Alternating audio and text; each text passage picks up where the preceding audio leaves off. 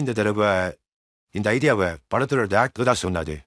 So பொதுவாக பார்த்தீங்கன்னா நான் எப்பவுமே டேரக்டர்ஸோடைய கிரியேட்டிவ் ஐடியாஸ் அண்ட் சஜஷன்ஸ்க்கு கோஆப்ரேட் பண்ணுறது வழக்கம்.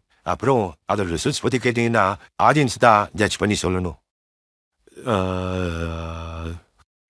டெக்னாலஜியோட டெவலப்மெண்ட் தவிர்க்க முடியாதா மாறிடுச்சு. இன்னைக்கு அதுதான் ட்ரெண்டில் இருக்குன்றது நம்ம எல்லாருக்குமே தெரியும். முக்கியமாக சொல்கிறோன்னா அது ஃபிலிம் இண்டஸ்ட்ரியில் தவிர்க்க முடியாதாயிடுச்சு. ஃபிலிம் இண்டஸ்ட்ரியோட மற்ற செக்டருக்கும் அது யூஸ்ஃபுல்லாக இருக்குது.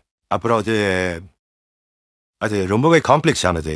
ஃபிலிம் ஃபீல்டை பொறுத்த வரைக்கும் அதை கிரியேட்டர்ஸ் அதை உதிசொல்லத்தனமாக யூஸ் பண்ணணும். அதை ஒரு ஆயுதமாக மாற்றி கடமை காலங்களில் நம்மளால் அச்சீவ் பண்ண முடியாத அச்சீவ் பண்ணுறதுக்கு அது ரொம்பவே உதவியாக இருக்குன்னு தான் தோணுது. அதை என்னோட அனுபவத்தை சொல்கிறேன்.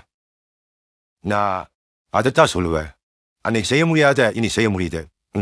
ரொம்ப வருஷங்களுக்கு முன்னாடி டாக்டர் ஸ்டீவன் ஸ்பில்பர்க் இதே கேள்வி என்கிட்ட கேட்டாரு. ஒரு பர்சனல் மீட்டிங் டைமில் அது அந்த நேரத்தில் ஒரு ஜுராசிக் பார்க், ஈடி அந்த மாதிரி படங்கள்லாம் பண்ணிட்டு இருந்த சமயம் அதோட ஸ்பெஷல் எஃபெக்ட்ஸ் பார்த்து நான் இம்ப்ரூவ் ஆகிட்டேன். அப்புறம் நான் அவரை பார்த்து கேட்டேன், இதெல்லாம் எப்படி பண்ணுறீங்கன்னு கேட்டேன். அதுக்கு அவர் ரொம்ப சிம்பிள்னாரு. நான் கம்ப்யூட்டர் முன்னாடி இருப்பேன், ஃபுட்டேஜை பார்ப்பேன், இதை கிளிக் பண்ணுவேன், அதை கிளிக் பண்ணுவேன், அவ்வளோதான். மற்ற விஷயங்கள் எல்லாம் என்னோட இந்த கம்ப்யூட்டர் பார்த்துக்கோன்னு சொன்னார். அதுக்கப்புறம் அவர் என்னை பார்த்து கேட்டார், எப்படி இந்த மாதிரி எந்த ஸ்டான்ஸ் பண்ணுறீங்கன்னு. அதுக்கு நான் சொன்னேன், அது கூட ரொம்ப சிம்பிள் தான் சொன்னேன். அதாவது ரோல், ஆக்ஷன், ஜம்ப், ஹாஸ்பிட்டல்.